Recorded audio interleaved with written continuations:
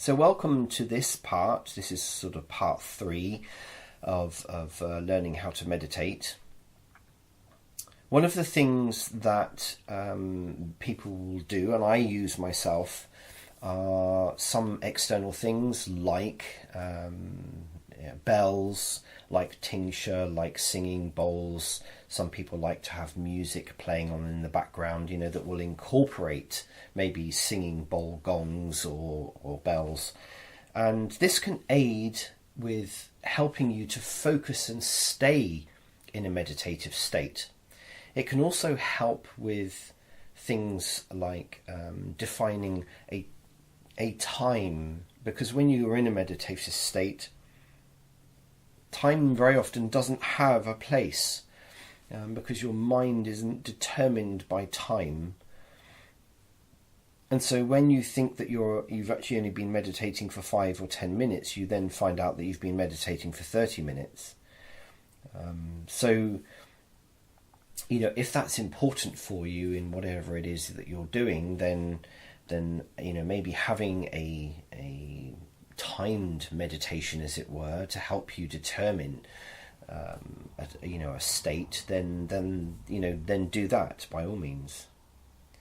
But what I tend to do for myself, and everyone works differently, what I tend to do is I use singing bowls and tincture to define and clear a space. It's like telling my mind and my brain that now is the time I'm going to go into a deeper meditative state. And so it's used almost as a trigger or as an anchor to trigger a state and to stay in a state, as it were. And so after I feel like I've relaxed, focused on my breathing, I've relaxed, and I can, with the more you do it, the faster you can do it and get into that particular state.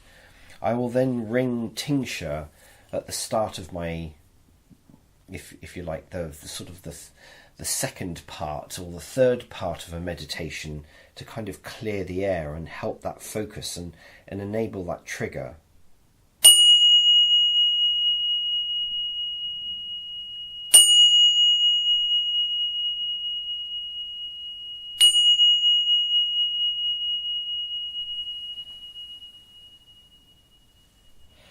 And so that, for me, indicates the beginning of a new state, of a deeper state of meditation. And for me, as an auditory person, it sort of clears the air, as it were, and prepares my mind basically for the deeper state that is coming.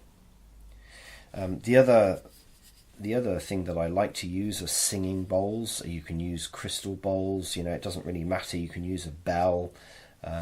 Something that resonates with you is actually quite important, because it's a vibrational trigger, it's a vibrational state, and it also helps you to focus and keep that focus while you're going through a meditation.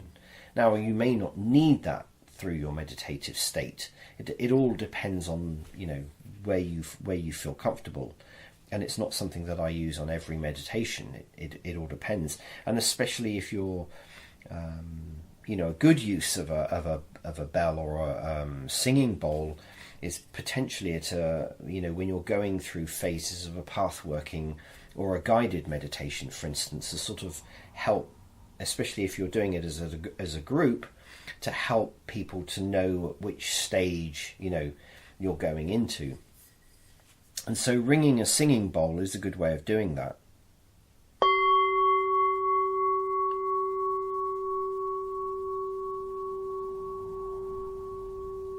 And of course, you can use singing bowls as the focus of a meditation, so that you become absorbed and really in tune to the sound of a Tibetan singing bowl.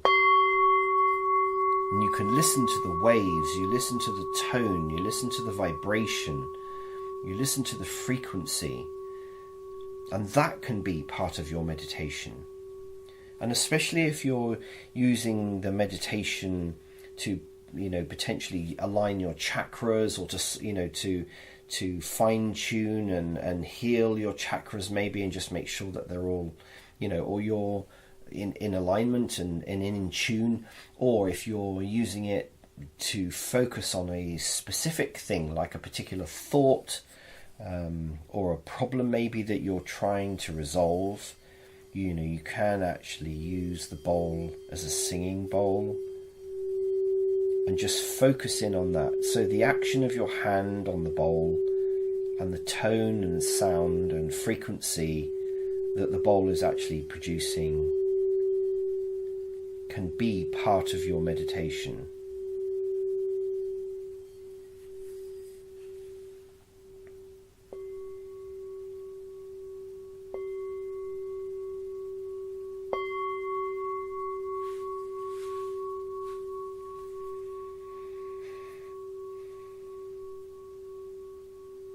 Now, I think I've mentioned, if not, then I'll mention it again. Some people like to burn incense, whether it's joss sticks or proper, charcoal incense. Some people like to play some very low music in the background. It's all about your particular attunement. That it's good to experiment with these things to find out what it is that works for you. Try different positions. Try a different chair, try a different, try lying down, try sitting on a cushion on the floor, whatever it is, you just do it. You just do it to how it suits you and how you feel comfortable.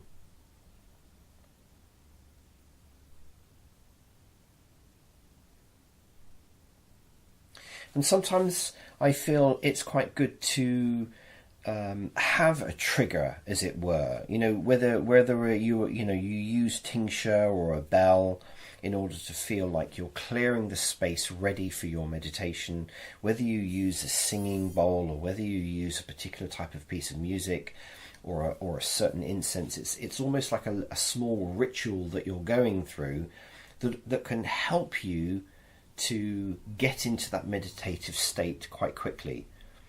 And you tend to then find that you can do a meditation, the first time you do it, you may only feel like you're concentrating for 5 minutes, and then the next time you do it, you can do it for 10 minutes. And there's no limitation on the time. It all depends on how you feel. So I just say to people, try it, practice it, find out what works for you, and just go with it. When you feel, you will know inside when you feel comfortable and happy that you've actually accomplished something. And it doesn't have to fit in with anyone else's way of meditating. You just do it the way that you feel happy about doing a meditation.